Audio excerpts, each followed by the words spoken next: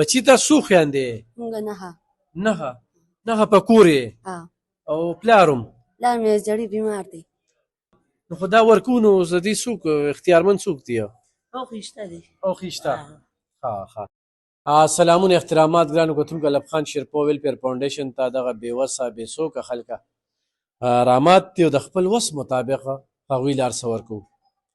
ډېر خلک به زمونږ دغه ورکړې پسې مزاح کوي، خو دا د دې خلکو نه تپوس وکړي چې دوی دپاره دغه غوړي او دغه اوړه څومره مفید دي. نو الله دې وس راکړي چې ډېر دغه وکړو. مننه کوم زه دغه دوبی دغه رور چې هغه موږ سره دغه کومک دی او دغه مرسته چې کومه ده هغه روانه ده په یو ډونر باندې لګي. دې سره موږ د فیملی بنسبتي چې کوم دی هغه موږ نشو هیرولی. د هغوی په دغه باندې موږ ډېر غټ پیکج چې کوم دی نو هغه ورکړه الحمدلله. د کوم ځای تاسو؟ موږ ګلبهر لمبردو. زما شپږ لوریانې دي، یو مې زوی دی، هغه مې بیمار دی. او بس په خدای وشي او که تاسو به شي انشاءالله تاسو راسره لاس او ښېګڼې کوئ. زموږ خواږه وروڼه یې. دا لوریانې یې ورکړي نه دي؟ نه مې دي ورکړي. ولې؟ بس دوه درې پکې واده او نور په کور دی. کوم وخت نه دلته راځي؟ موږ خو چارسدې چوک کې تاسو د کوثر آباد کې ویغه به راتلو او اوس راځو. بچي ته څو خویندې؟ مونږ نهه په کور یې؟ او پلارم؟ پلار مې زړی بیمار دی.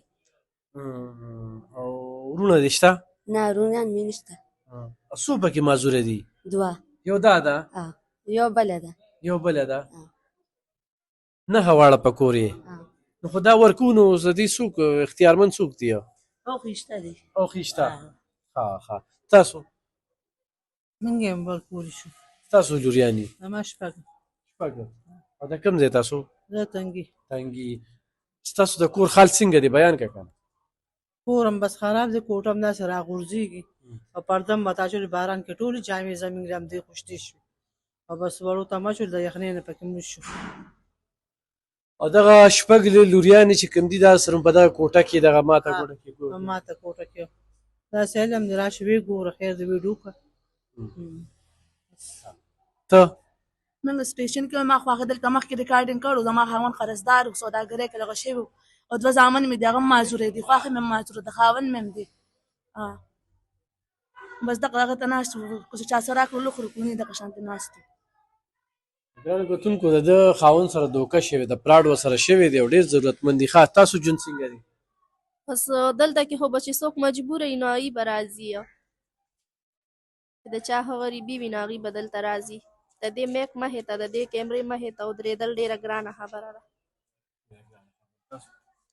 بس الله هم خوشحاله که تاسو چې کوم امداد زموږ غریبو سره کوئ نو د دغې بدلې د تاسو له الله څومره وخت نه راځئ تاسو؟ زما خو دا دویم کال دی چې زه راځم. او ستاسو؟ زما ډېر وخت شو. ګرانو کتونکو دا موږ چې کومه خبره کوو که نه د رشتې والا خبره به کوو چې موږ د خلکو په دې کالونو باندې تنګ کړو. نو یو خو دا غریبانان دي، خو دا رشتې موږ غریب له نشو ورکولی.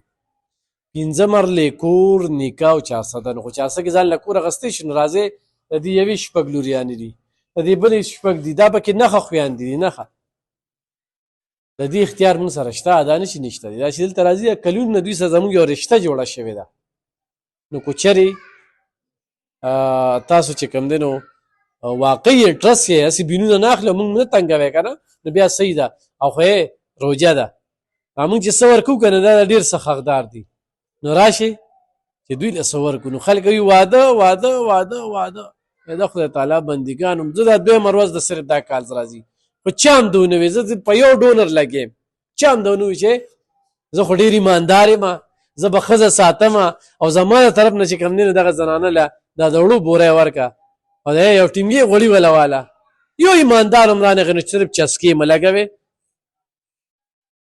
د دې غریبانانو مذاق مه اوچتوئ، په خپل کور به هم داسې راشي. او د الله نه هم خو دغه سوال دی، د جمعې مبارکه ورځ ده نن چې موږ ریکارډینګ کوو که نه، چې خدایه دا خلک چې څنګه ذلیل او خوار دي او دا په کوم انداز کې دوی لګیا وي نو همدغه شانتې ساتئ. د دې غریبانانو نه مخ واړئ. دا دلته کې راځي دا نښه بچی دي، وګوره معذورې ته وګوره. په لاړه مې و چې ډېر څه ورله ورکړم، ډېر څه حقدار دي، خو بس چې څه وس دی نه به ورکوو، خو ضرور ورسره مدد وکړئ. مننه.